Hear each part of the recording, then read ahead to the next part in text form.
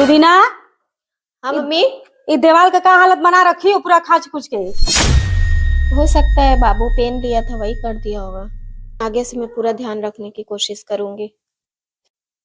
कोशिश नहीं, ध्यान रखो, तुम्हारे बाप का घर नहीं है, समझ में आया। ठीक है मम्मी, आगे से मैं देखूंगी।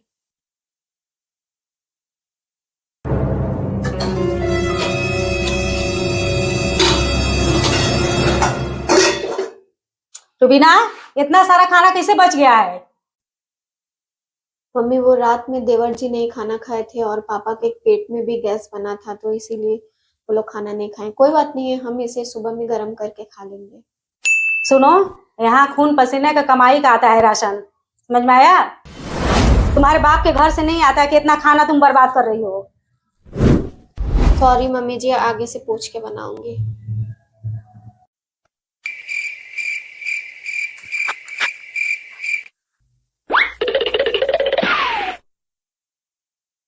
रुबीना, बॉडी लोशन कहाँ है। सिंगारदान में होगा मम्मी, देखिए।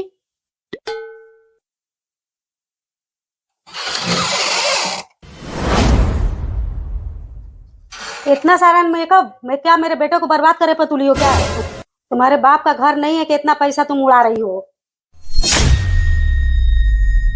वैसे मम्मी जी एक बात कहूँ आपसे, जिस तरह से ये मेरे बाप का घर नहीं है उसी तरह से ये आपके भी बाप का घर नहीं है। जैसे मैं किसी दूसरे घर से आई हूँ वैसे आप भी इस घर में किसी दूसरे ही घर से आई हैं। आपके पापा आपको ये घर विरासत में नहीं दे करके गए हैं, और जितना हक आपका इस घर पर है उतना ही हक मेरा भी इस घर पर है। जैसे मैं इस घर में बहू बन के आई हूँ वैसे कभी आप भी इस घर में बहू ही बन करके आई थी।